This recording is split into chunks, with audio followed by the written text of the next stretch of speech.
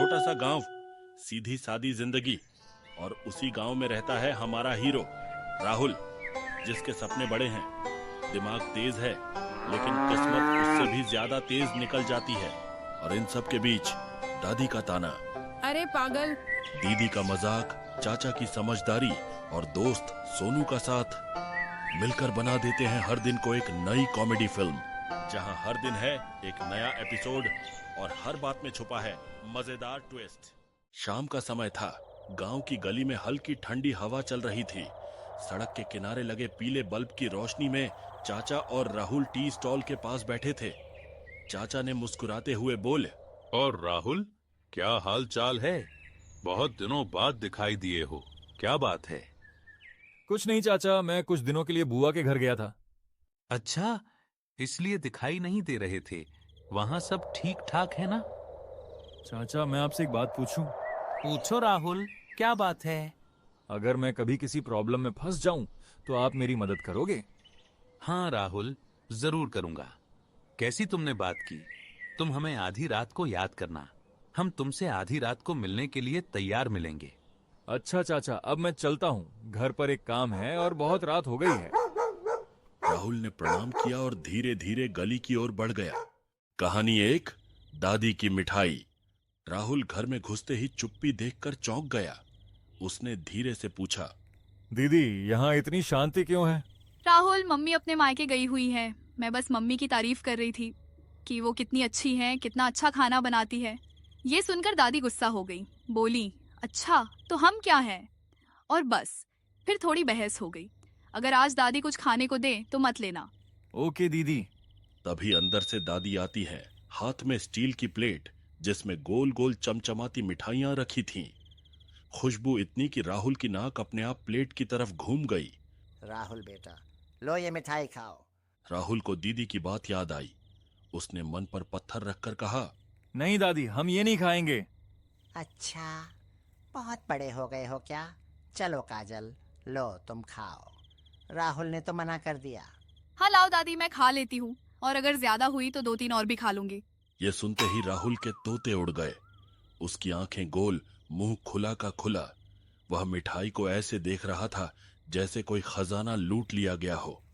तभी काजल हंस पड़ी। दादी भी मुस्कुराते हुए बोली, अरे बुद्धू, हम तो बस मजाक कर रहे थे। तुम दोनों भाई बहन तो ऐसे घबरा जाते हो जैसे सच में जंग छिड़ गई हो। तीनों जोर से हंस पड़े। घर की जो शांति थी वह अब ठहाकों में बदल गई थी। कहानी 2, फैशन का कीड़ा। दोपहर के करीब 2 बजे का समय था। राहुल आराम से चारपाई पर बैठा हुआ था और मोबाइल चला रहा था। तभी उसका फोन बजा। स्क्रीन पर नाम चमका, सोनू कॉलिंग। राहुल ने कॉल उठाई। अरे राहुल, क्या हाल है? बहुत दिनों से दिखाई नहीं दिए थे। हाल तो बढ़िया है भाई, हम कुछ दिनों के लिए बुआ के घर गए थे। अच्छा सुनो, 1 घंटे बाद मैं तुम्हारे घर आता हूँ। दोनों साथ में मार्केट चलेंगे।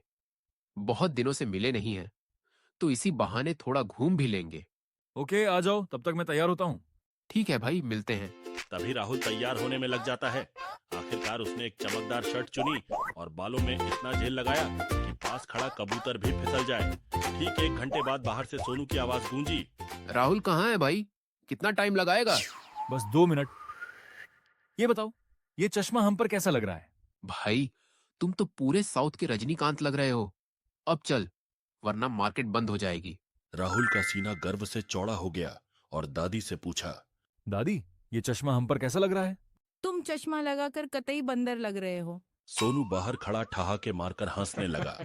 राहुल का चेहरा ऐसे गिरा जैसे शेयर मार्केट क्रैश हो गया हो। चल बंदर महाराज, मार्केट चलते हैं।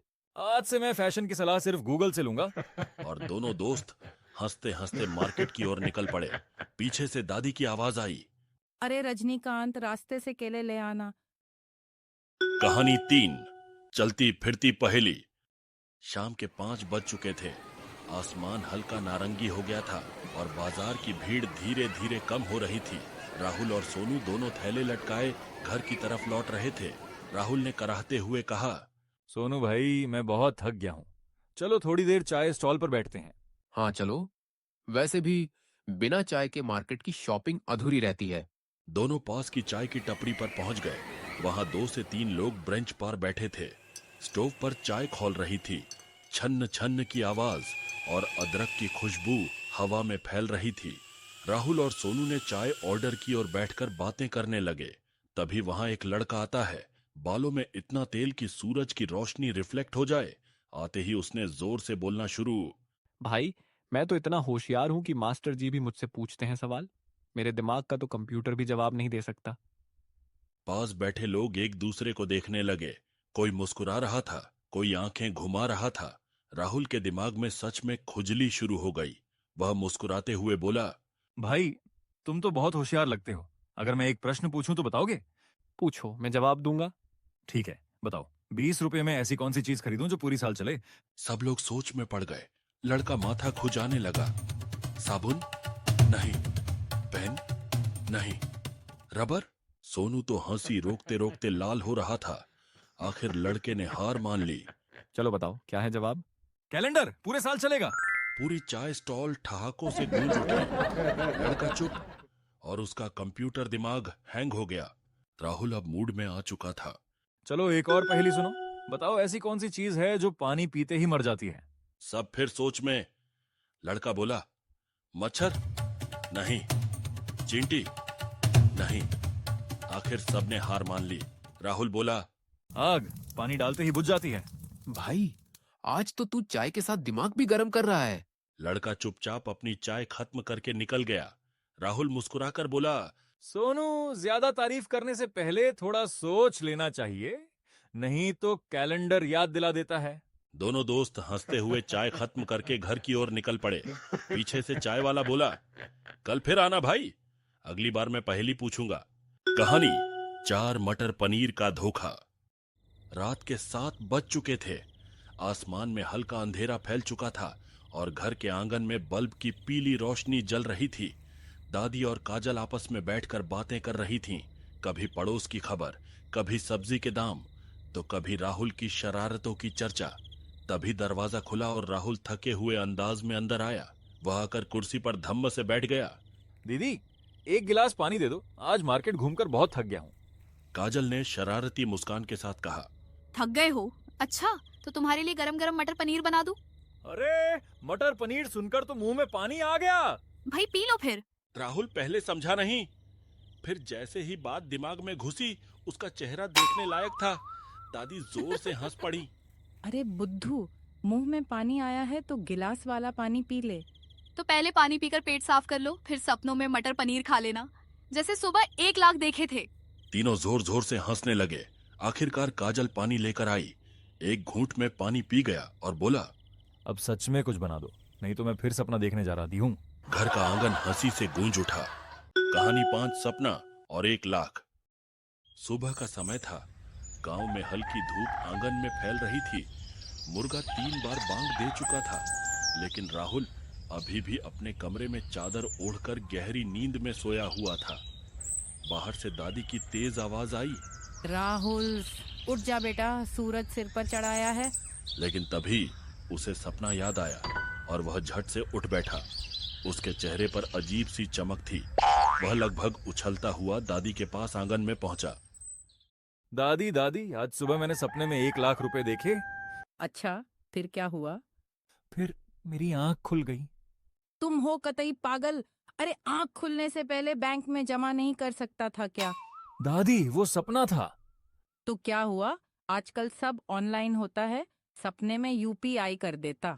इतना सुनते ही पास खड़ी काजल हंसने लगी। हाँ राहुल, कम से कम सपने में तो अमीर बन ही जाता। मतलब अब मुझे फिर से सोना पड़ेगा? तीनों जोर से हंस पड़े और आंगन में फिर से हंसी गूंज उठी और दादी मुस्कुराते हुए बोली, ये लड़का बड़ा होकर कुछ भी बने, पर सपनों का अरबपति जरूर बनेगा। कहानी 6, चाचा की आधी रात वाली मदद। रात को सब हंसते हंसते सो गए थे। सुबह के 9 बजे थे। आंगन में धूप फैल चुकी थी। तभी किसी बात पर दोनों में बहस शुरू हो गई। देखो राहुल, जरूरत पड़ने पर मेरे जानकार लोग तुरंत मदद करेंगे। नहीं दादी, मेरे जानकार ज्यादा काम के हैं। एक फोन करूंगा, तुरंत पहुंच जाएंगे। दोनों की आवाज थोड़ी ऊंची हो गई। तभी काजल वहां आ गई। अरे आप दोनों बहस क्यों कर रहे हो? ऐसा करो, दोनों अपने अपने जानकार को फोन करो, देखते हैं कौन सच में मदद करता है। दोनों को बात जंच गई। अरे बहू, जरा घर के काम में मदद चाहिए, आ सकती हो? उधर से जवाब आया, अभी आती हूं। 5 मिनट के अंदर वह महिला पहुंच भी गई। राहुल के चेहरे का रंग थोड़ा फीका पड़ गया। फिर काजल हंसते हुए पूरी कहानी बताई कि बस कैसे बहस हो रही थी। अरे अम्मा, आप भी ना, बोलकर हंसते हंसते वापस चली गई। दादी ने राहुल को देखा। अब राहुल की बारी। राहुल ने तुरंत अपने चाचा को फोन लगाया। चाचा, याद है आपने कहा था कि जरूरत पड़े तो मदद करेंगे, तो अभी आ जाओ। अरे वो तो रात में मदद की बात थी। दिन में क्यों नहीं? दिन में भाई नहीं मिल पाएंगे, दिन में हम काम पर रहते हैं। और यह कहकर कॉल काट दिया। दादी और काजल ठहाके मारकर हंसने लगे। लो भाई, तुम्हारे जानकार तो टाइम देखकर मदद करते हैं। राहुल थोड़ा शर्मिंदा हुआ। काजल और दादी फिर हंसने लगे। 10 मिनट बाद अचानक दरवाजे के सामने चाचा खड़े थे। अरे, तुम तो बोले थे दिन में नहीं आ पाएंगे। सोचा जरा मजा ले लूं, और वैसे भी आज काम से छुट्टी थी। देखा, मैंने कहा था ना। फिर राहुल ने पूरा किस्सा बताया कि कैसे बहस चल रही थी और टेस्ट लिया जा रहा था। अब दादी भी हंस पड़ी। मदद का टाइम नहीं देखा जाता, बस मौका मिलते ही आ जाना चाहिए। अच्छा अच्छा, आज तो दोनों के जानकार पास हो गए। आंगन में फिर से हंसी गूंज उठी और पूरा घर फिर से मजाक और हंसी में डूब गया। अंतिम ट्विस्ट तभी सोनू भी आ जाता है और कहता है, अरे भाई, आज तो तुम्हारे घर में सीरियल से ज्यादा एपिसोड चल रहे हैं। दादी हंसते हुए कहती हैं। हाँ बेटा, यहाँ हर दिन नया एपिसोड बनता है। राहुल कैमरे की तरफ देखकर कहता है, दोस्तों, अगर आपको भी ऐसे ही मजेदार एपिसोड देखने हैं तो हमारे गांव जरूर आना। इस तरह एक दिन की छोटी छोटी बातों में हंसी, मजाक, प्यार और परिवार की गर्माहट छुपी थी। कहानी हमें यही सिखाती है, जहाँ परिवार है वहाँ हर दिन एक नई कॉमेडी फिल्म है।